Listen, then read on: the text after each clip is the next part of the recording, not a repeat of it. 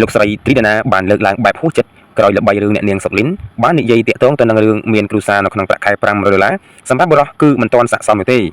ប្រិយមិត្តជាទីមេត្រីរឿងរ៉ាវមួយដែលកំពុងតែល្បីនិងមានការចាប់អារម្មណ៍ពីសំណាក់បងប្អូនមហាជននៅពេញបណ្ដាញសង្គមក្រោយអ្នកនាង TikTok ដ៏ល្បីឈ្មោះម្នាក់គឺអ្នកនាងសុកលីនបានលើកឡើងនៅក្នុងកិច្ចសម្ភាសន៍ podcast មួយដែលធ្វើឲ្យបងប្អូនមហាជនផ្ទុះការវែងញែកយ៉ាងខ្លាំងក្រោយពីអ្នកនាងសុកលីនបានឆ្លើយតបទៅនឹងសំណួរមួយដែលសួរថាតើប្រាក់ខែ$500អាចស័ក្តិសមនឹងមានគ្រួសារបានដែរឬទេសម្រាប់បុរសយ៉ាងណាមិញតាក់ទងនឹងសំណួរមួយនេះចម្លើយរបស់អ្នកនាងសុកលីនបានធ្វើឲ្យបងប្អូនមហាជនមានការចាប់អារម្មណ៍យ៉ាងខ្លាំងគឺព្រោះថាអ្នកនាងសុកលីនបានលើកឡើងថាសម្រាប់បុរសប្រសិនបើមានប្រាក់ខែត្រឹមតែ$500គួរណាស់កុំតន់មានគ្រួសារអីពីព្រោះថាលុយប្រាក់ខែ$500គឺវាមានការខ្វះខាតច្រើនព្រោះថាបើមានគ្រួសារនឹងត្រូវចំណាយច្រើនសម្រាប់លុយប្រាក់ខែ$500សម្រាប់ចាយម្នាក់ឯងនៅក្នុងភាពជាអ្នកនៅលីវគឺមិនអីទេប៉ុន្តែបើមានគ្រួសារបើមានជំពាក់ធនាគារវាពិតជាពិបាកណាស់មិនអាចធ្វើឲ្យយើងរំភើបបានទេផ្ទុយទៅវិញសម្រាប់ការឆ្លើយតបរបស់អ្នកនាងសុកលីនគឺត្រូវបានបងប្អូនមហាជនយកទៅវិភាគវែងញែកពេញបណ្ដាញសង្គមដោយមានមតិស្របនិងមតិមិនស្របផងដែរក្នុងនោះផងដែរក៏មានលោកស្រីទ្រីណាបានធ្វើការ share នៅផុសមួយនេះដែលបានផុសនៅវីដេអូខ្លីរបស់អ្នកស្រីសុកលីនអមដោយអត្ថបទភ្ជាប់ជាមួយនឹងសំណេរថាប្រាក់ខែ$500តើអ្នកទាំងអស់គ្នាយល់យ៉ាងណាដែរថាតើការធ្វើបទបង្ហាញរបស់គាត់ត្រឹមត្រូវឬមិនត្រឹមត្រូវសូមមតិយោបល់ម្នាក់មួយមកក្នុងនោះផងដែរលោកស្រីទ្រីដាណាក៏បានភ្ជាប់ជាមួយនឹងសំណេររបស់លោកស្រីថា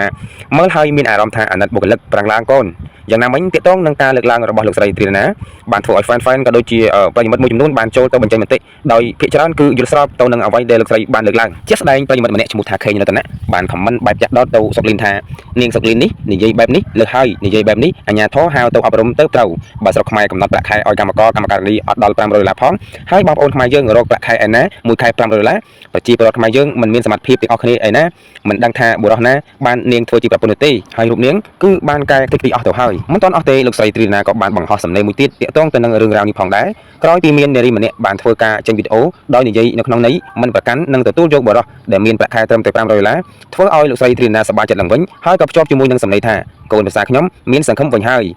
បាទនេះគឺជាព័ត៌មានក្តៅៗមួយដែលមានការផ្ទុះនិង viral ខ្លាំងនៅលើបណ្ដាញសង្គមបាទដែលពាក់ព័ន្ធជាមួយនឹងលោកស្រីសុកលីនដែលគាត់ជាតារា TikTok ដ៏ល្បីឈ្មោះហើយគាត់បានទៅចូលរួមនៅក្នុងកម្មវិធី podcast បាទមួយដែលឆ្លើយនឹងសំណួរថាតើបុរសមានប្រាក់ខែ$500អាចយកប្រពន្ធបានដែរឬទេបាទអញ្ចឹងគាត់ក៏បានឆ្លើយថាបាទមិនទាន់អាចយកបានទេដោយសារបើសិននៅលីវអាចប្រាក់ខែប៉ុណ្ណឹងអាចល្មមនឹងចាយវាមិនឯងបានតែបើមានគ្រួសារគឺត្រូវការចំណាយច្រើនបាទអញ្ចឹងការលើករបស់គាត់ក៏មិនខុសដែរបាទ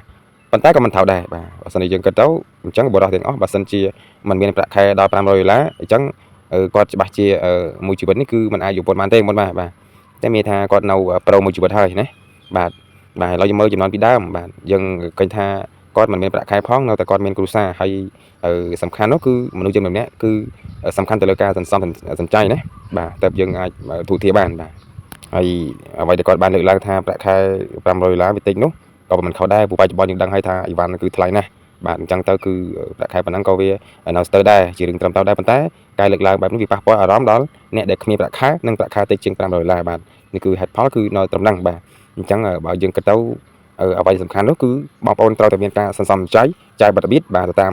លទ្ធភាពដែលយើងរកបានយូរក៏គង់តែមានទេកុំឲ្យតែយើងខ្ជះខ្ជាយបងប្អូនបាទអរគុណដែលបានទស្សនាវីដេអូនេះបើសិនជាពេញចិត្តកុំភ្លេចជួយចុច Subscribe និងសញ្ញារូបកណ្ដឹងដើម្បីទទួលបាននៅវីដេអូប្លែកៗជាច្រើនទៀតអរគុណ